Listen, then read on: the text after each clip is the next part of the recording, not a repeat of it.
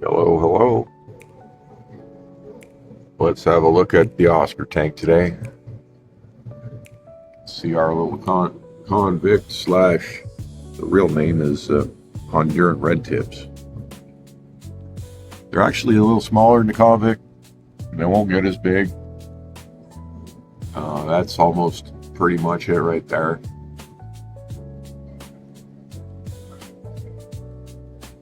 They're definitely been reproducing adult size, so it might get a little bigger, but I doubt it. I think these finish up right around there. They're both males, so I don't have to worry about them pairing off. Although one of them might pair off with a female parrotfish here, but other than that, shouldn't be an issue. Well, you can see they're getting along just fine. They're only bugging each other, and the fish don't care about them. So a nice addition to the tank, a little more blue to accent the flower horn. We're all doing good. Her eye is still cloudy, but it's looking a little better.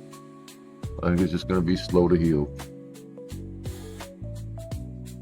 So we're giving her beef heart with metronidazole packed in the middle to see if that helps. But I think it's just scar tissue, and it might be very slow to heal. So it might not heal at all. She might have a little bit of a cloudy eye all the time, but because the retina might have gotten torn, eh? So if that happened, then she's going to be a little bit visually impaired on that side. She can definitely see light, but yeah, it's sad. I'm working it. She's healthy otherwise. It's not going to kill her. She's still behaving like a normal fish. So she just got to stop hitting that crossbar when she gets freaked out.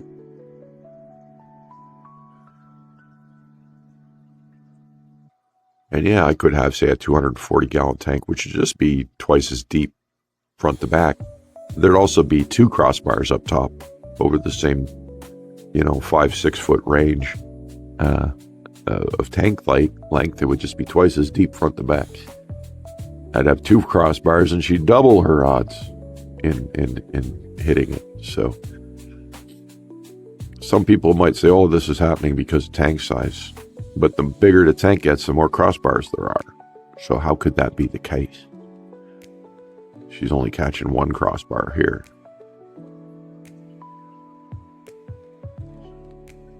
I don't know. Everything's a matter of perspective, I suppose. Because the honest to God truth is, fish this big, probably none of us should keep big fish, big monstrous fish. Even if you got an 8 or a 10-foot tank, it's not going to make much of a difference. These fish could run, and they're strong. They need like a swimming pool. Olympic-sized. But this is all I've got, so I do my best for them. And keep in mind, just about every one of these Oscars I rescued from people who had smaller tanks, especially big girls. She grew up in a 65-gallon tall,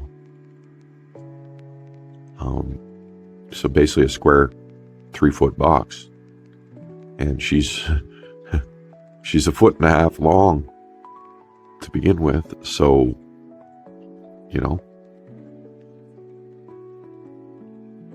she couldn't move in the damn thing. And all those rocks in the corner, and I cut it up. I made it smaller. Half of it's in the other tank. This whole big contraption was in there with her, taking up 1/3 of the total space. And then she had a 14-inch knife fish and a 14-inch pleco in there with her as well. And she grew up like that.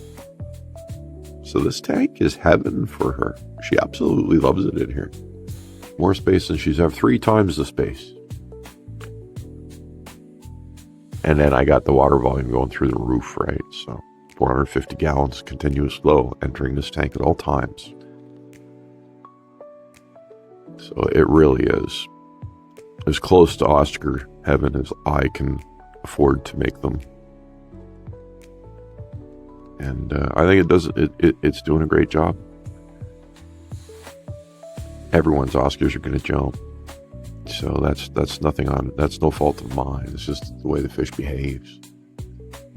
So, this flower horn, these guys normally need discus-like conditions to even survive.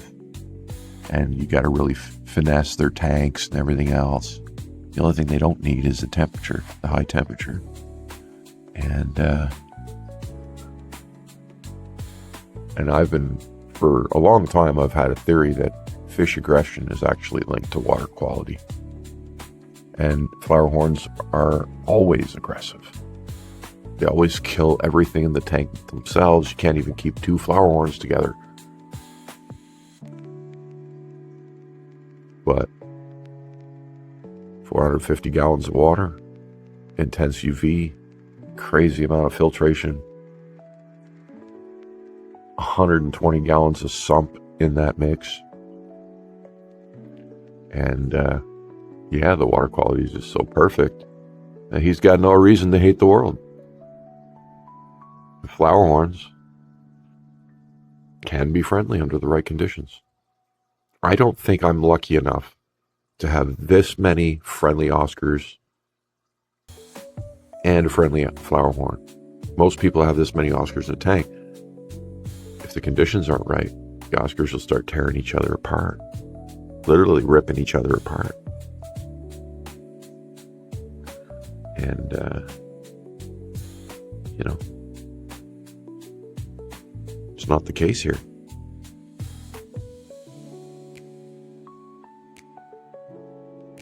It's all in the water. It really is. And if I ran this like a swamp tank, they'd be killing each other right now. I guarantee it. I could prove it to you by letting my water go for over a month, so it starts to get swampy, and then we could watch them kill each other. But I'm not going to do that. But I bet you $1 million. I wish I could, because I don't have $1 million, but you know what I'm saying? It would be an easy $1 million win for me if I tried that experiment. It would go that way, guaranteed. The only reason those silver dollars aren't torn to shreds is because the fish are happy. But I guess we should discuss, what's the root cause with cichlid aggression? What brings it on? You got African cichlids and you got South American cichlids. Why do cichlids get aggressive? What's the root cause? What's the trigger? Why is it that when I produce these conditions, I get peace? And why is it that I know that if I swamp out this tank, I'm going to get aggression? Let's discuss the mechanism. Here it is. It's seasonal, first of all, and more so in Africa, but also in South America. You have a wet season and a dry season. So what happens in the wet season is there's lots of water flowing through the ground, and water's getting naturally filtered that way. There's also an abundance of water, so, parts per million and all that. So it's clean. Basically, the water's clean. And when the water's clean, the fish's instincts recognize that it's a season of plenty.